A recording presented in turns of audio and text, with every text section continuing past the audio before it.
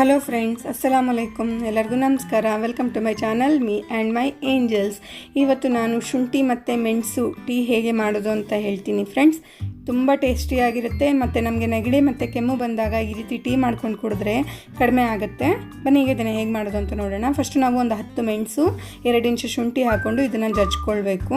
ಇದು 2 glass tea ಮಾಡ್ತಾಯಿದ್ದೀನಿ ನಾನು. ಈಗ ಒಂದು ಪ್ಯಾನಲ್ಲಿ 1 ಗ್ಲಾಸು ನೀರು ಹಾಕ್ಕೊಂಡು ಈ ಜಜ್ಕೊಂಡಿರೋ ಶುಂಠಿ ಮತ್ತು ಮೆಣಸು ಹಾಕ್ಕೊಂಡು ಸ್ವಲ್ಪ ಕುದಿ ಬಂದಮೇಲೆ ಇದಕ್ಕೆ ಒಂದು 2 ಗ್ಲಾಸು ಹಾಲು ಹಾಕ್ಕೋಬೇಕು. ಗಟ್ಟಿ ಹಾಲು ಹಾಕ್ಕೋಬೇಕು.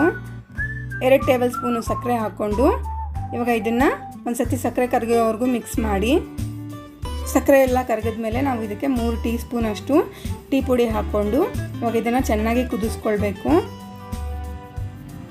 3 ಗ್ಲಾಸ್ ಟೀ 2 ಗ್ಲಾಸ್ ಆಗೋವರೆಗೂ ಕುದಿಸ್ಕೊಳ್ಬೇಕು. ಈ ರೀತಿ ನೋಡಿ ಆಗಿದೆ. ಇವಾಗ ನಾವು ಸರ್ವ್ ಮಾಡ್ಕೊಳ್ಳೋಣ. ನೆಗಡಿ ಮತ್ತು ಕೆಮ್ಮು ಇದ್ದಾಗ ಈ ರೀತಿ ಟೀ ಮಾಡ್ಕೊಂಡು ಕುಡೀರಿ ಫ್ರೆಂಡ್ಸ್. ತುಂಬ ಚೆನ್ನಾಗಿರುತ್ತೆ, ಟೇಸ್ಟಿಯಾಗಿರುತ್ತೆ, ಬೇಗ ಕಡಿಮೆ ಆಗುತ್ತೆ. ನಿಮಗೇನಾದರೂ ಈ ರೆಸಿಪಿ ಇಷ್ಟ ಆದರೆ ಪ್ಲೀಸ್ ಫ್ರೆಂಡ್ಸ್ ನನ್ನ ಚಾನಲ್ನ ಸಬ್ಸ್ಕ್ರೈಬ್ ಮಾಡ್ಕೊಳ್ಳಿ, ಲೈಕ್ ಮಾಡಿ, ಶೇರ್ ಮಾಡಿ, ಕಮೆಂಟ್ ಮಾಡಿ. Thanks for watching my channel.